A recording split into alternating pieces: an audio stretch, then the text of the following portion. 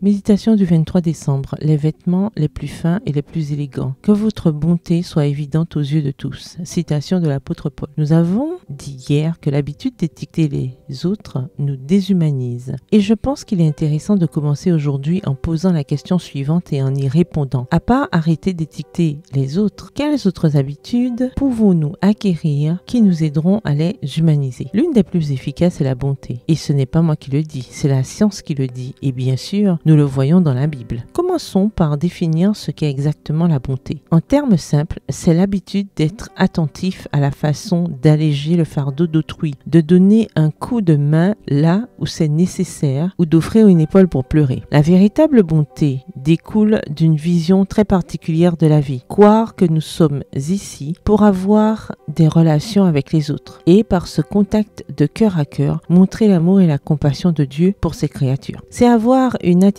désintéressée qui fait passer les autres en premier. Passons maintenant à la science. Les docteurs Shobha Srinivasan et Linda E. Weinberger ont démontré dans leurs recherches que la bonté a un impact direct sur notre santé psychologique et physique. En fait, il est inextricablement lié au bonheur et au contentement, tant sur le plan psychologique que spirituel. Extrait de l'article Why Random Acts Kindness Matter Your Well-Being, consulté en janvier 2019 sur le site www.psychologytoday.com. Ces docteurs se sont demandé pourquoi la bonté augmentait notre sentiment de bonheur. Elles ont répondu sur la base de preuves que cela se produit parce que la bonté, premièrement, éveille en nous la conscience de notre propre chance, ce qui nous permet d'aider les autres. Deuxièmement, favorise l'empathie et la compassion, ce qui nous fait nous sentir liés aux autres. Troisièmement, nous donne le goût de vivre parce que nous avons le sentiment de faire partie de quelque chose de plus grand que nous-mêmes. Quatrièmement, nous rend plus sociables car elle nous fait voir que nous nous ressemblons plus qu'il n'y paraît. Cinquièmement, nous éloigne de l'hédonisme, de l'égocentrisme et de l'individualisme qui ne contribuent en rien à notre bonheur. Et sixièmement, nous unit en tant qu'être humain. Et ce sentiment de communauté et d'appartenance nous fait nous sentir bien car nous avons été créés en tant qu'êtres sociaux. Des raisons valables, profondes et convaincantes, vous ne trouvez pas? Ainsi donc, comme des élus de Dieu, saints et bien-aimés, revêtez-vous d'ardente compassion, de bonté, d'humilité, de douceur, de patience. Colossiens 3, le verset 12. Il n'y a pas de vêtements plus fins ou plus élégants. Le verset du jour se trouve dans Galates 5, le verset 22. Mais le fruit de l'esprit est amour, joie, paix, patience, bonté, bienveillance, fidélité. Bonne journée, que l'Éternel vous bénisse.